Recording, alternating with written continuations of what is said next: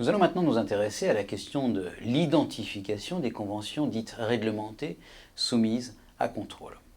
Après avoir présenté la question, nous verrons qu'il existe des conventions interdites, des conventions libres et bien sûr ces fameuses conventions réglementées. Par nature, les conventions conclues entre une société et ses dirigeants sont suspectes. La qualité des intervenants peut constituer, a priori, un conflit d'intérêts.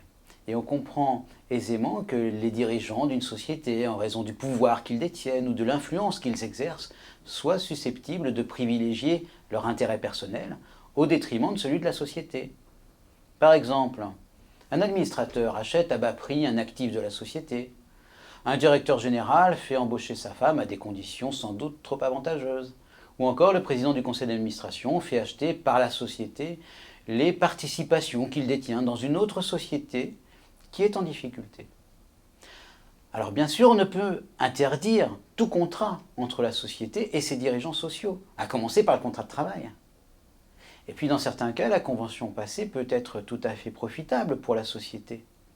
Par exemple, si un administrateur est propriétaire d'un brevet, pourquoi la société dont il est l'un des dirigeants devrait-elle être empêchée d'en bénéficier?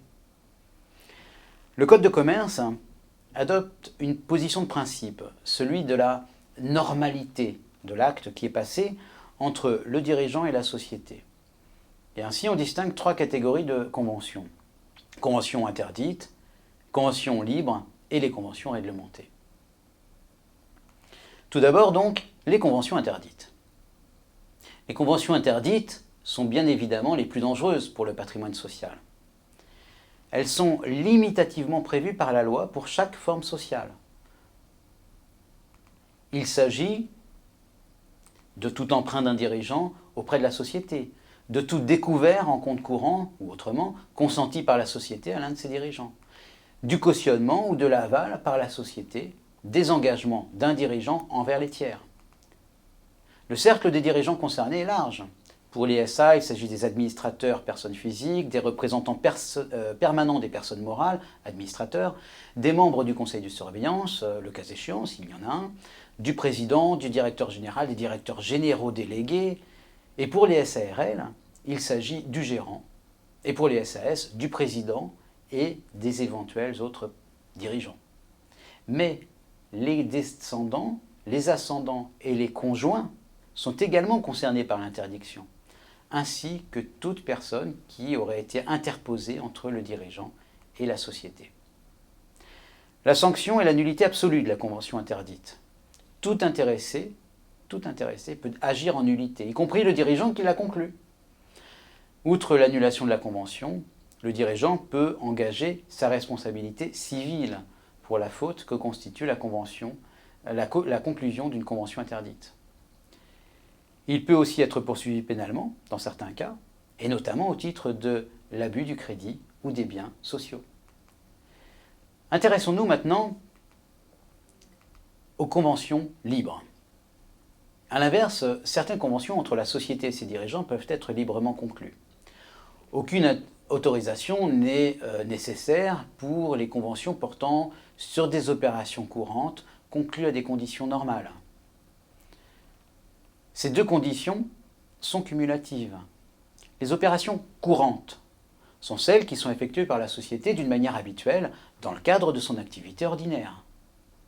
Les conditions normales, quant à elles, s'entendent de conditions comparables à celles ordinairement appliquées dans la société ou dans les autres sociétés du même secteur. Ainsi, constitue une opération courante la vente à un dirigeant des produits commercialisés par l'entreprise ou bien la conclusion d'un bail avec un dirigeant pour une société immobilière dont c'est précisément l'objet.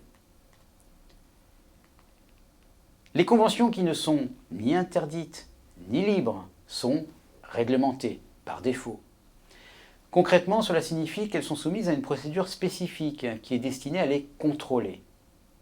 Il faut préciser le champ d'application, la procédure spécifique aux conventions réglementées et aussi les sanctions du non-respect de cette procédure. D'abord donc, quel est le champ d'application des conventions réglementées? Les conventions réglementées, on l'a dit, concernent les conventions qui ne sont ni libres ni interdites.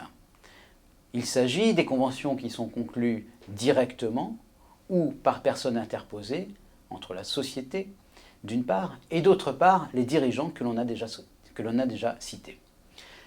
À ceci s'ajoutent les actionnaires significatifs qui disposent d'au moins 10% des droits de vote. Mais pour éviter les conflits d'intérêts, au détriment de la société, le régime des conventions réglementées est élargi à toutes les conventions auxquelles ces mêmes personnes sont indirectement intéressées, ce qui est très vaste. Et il y a un élargissement supplémentaire aux conventions qui sont passées entre la société et une entreprise dans laquelle l'un de ses dirigeants a des intérêts, qu'il en soit propriétaire, associé indéfiniment responsable ou dirigeant. Quant aux actes concernés, il peut s'agir de n'importe quelle convention, c'est-à-dire, pour faire simple, au regard de la réforme du droit des contrats qui est en cours, il peut s'agir de n'importe quel contrat. La procédure s'applique non seulement avant la conclusion du contrat, mais aussi en cas de modification, de résiliation ou de renouvellement du contrat. Les conventions réglementées les plus fréquentes sont le contrat de bail, le contrat de vente, la concession de licence, le prêt consenti par le dirigeant à la société, il est fréquent qu'un dirigeant consente un prêt à sa société, ou encore la convention d'intérêt de compte courant. Par principe, la rémunération des dirigeants, en revanche, n'est pas soumise à la procédure des conventions réglementées, sauf rémunération exceptionnelle et sauf aussi les règles spécifiques aux sociétés cotées. De manière rapide, il faut maintenant préciser la procédure des conventions réglementées. La procédure comprend 5 étapes. Premièrement, le dirigeant intéressé informe le conseil d'administration ou de surveillance. Deuxièmement, le conseil se prononce sur l'autorisation préalable de la convention. Si les membres du conseil, l'intéressé ne prend évidemment pas part au vote. Le président informe le commissaire aux comptes. Quatrièmement, le commissaire aux comptes rédige un rapport spécial sur les conventions autorisées, rapport destiné à être présenté à l'Assemblée générale. Enfin, il y a une délibération de l'Assemblée générale sur la convention et là encore, l'intéressé ne prend pas part au vote. Enfin, pour conclure, il faut juste évoquer les sanctions encourues. Les sanctions encourues sont assez finement déterminées. En effet, la convention valablement autorisée doit être exécutée régulièrement par la société. Mais en cas d'inobservation de cette très lourde procédure, plusieurs sanctions sont possibles et ce sont des sanctions qui sont complexes à comprendre car tout dépend des étapes qui ont été méconnues.